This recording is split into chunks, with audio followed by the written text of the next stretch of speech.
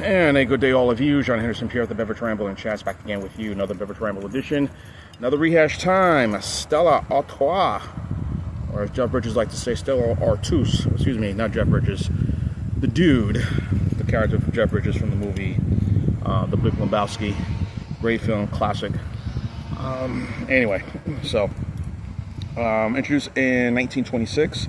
600 years of brewing tradition. Bought this beer the other day. I was saying to myself, I haven't done a rehash of a lot of things, and I said, you know what, maybe I need to do a rehash of this one. So it was $2.99 for this big size green bottle, as you can see. 71 score on the Beer Advocate. Excuse me. Let me just move this table just a little bit. Okay, just a little bit back here, just a little bit here. 71 score on Beer Advocate, and gets a 3.3 out of 5 on Untappd. So. Originally intended to be a Christmas beer when it made its debut because of the star, everything here, the Christmas star, as you can see right there. Now, I see this beer from time to time. I will get it, sometimes if I'm in the mood or something, want to try something different, but usually I don't get it often. So, but, if I'm in the mood, feel like doing it, I'll do it. Of course, this was originally owned by InBev, and of course, we all know what happened in 2008. InBev and Anheuser-Busch, or I say InBev bought Anheuser-Busch in 2008 for billions of dollars. I don't know what the number. Don't hold me to it. And so, usually a lot of people like to say, when these acquisitions happen, when these deals go through, do the beer change? Does everything taste different, the same?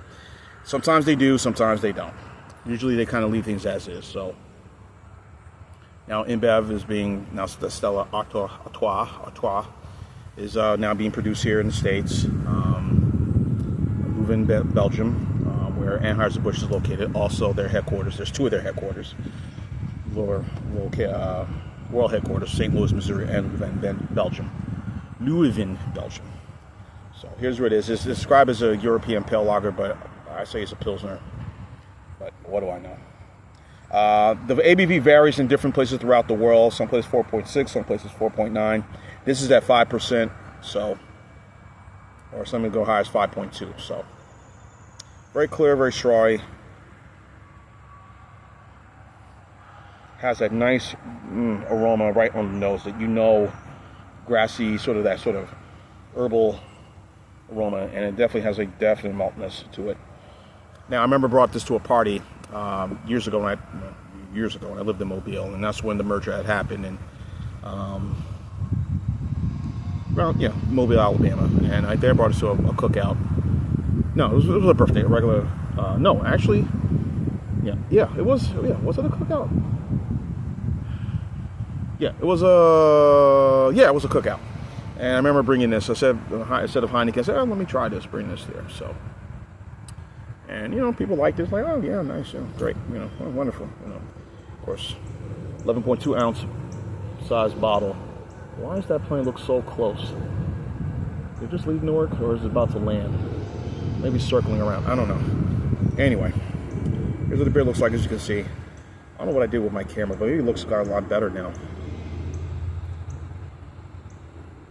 Love the aroma, so let's not talk, let's drink.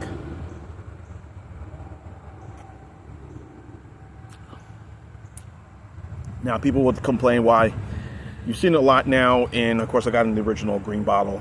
It's like one of these beers, just like Heineken. It's really hard to see it in cans, but obviously, economics being what they are, you have to, do what you do, make adjustments, cost efficient and all that stuff. So, unless you recycle glass, all that. Love the maltiness of this.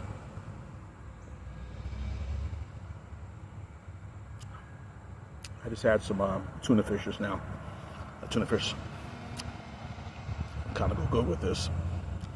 Seafood, definitely some, I don't want to say tuna, but maybe the real, tuna, not chopped up, but the tuna, you'll grill, or broil, or any prawns or things like that, this will definitely go well. Nice fresh seafood coming off the ocean, the Jersey Shore, the Atlantic, the Gulf of Mexico, not Gulf of America. I am never going to call it Gulf of America. I'm just letting you know that's just not going to be. It's Gulf of Mexico. That's what has always been known growing up. But whatever. Won't go on that topic. Or the Pacific, but you know what I mean, folks. The Mediterranean. Good fresh seafood. Go well. I've always liked these styles of beers. Even from the more discounted ones, like the Hollanda, or if I'm pronouncing it right, Hollanda from that you see at Aldi's. Unfortunately, the Aldi's up here, all of them don't sell alcohol, so shame, but whatever. But places like that,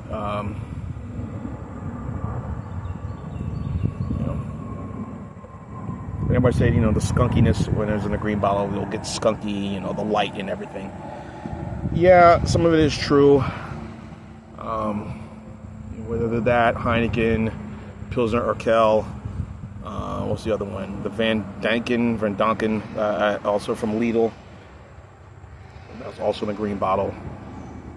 That sort of malty, bitter hop taste that you get in most of these Euro pale lagers that people complain about, but they, it's quite good, and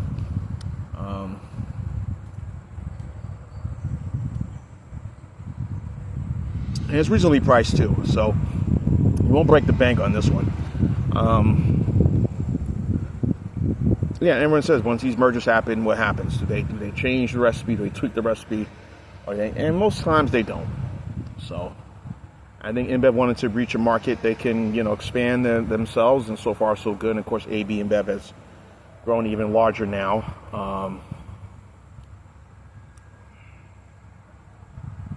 Since the last time I reviewed this beer, I think it's going back, maybe 7 years ago. So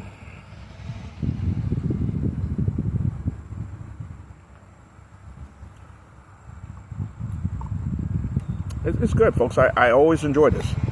And the prices, it suits me just fine. But keep showing the bottle, guys, because I always say show the bottle.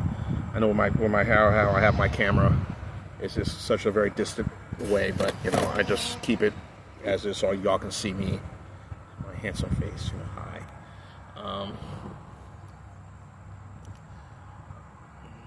And price-wise, when I compare this to, I think it runs about $8.99 for the 11.2 ounce size bottle. It's not 12 ounce. Price-wise, it's just a reasonable, just good price. Good price beer. I mean, can't go wrong with it.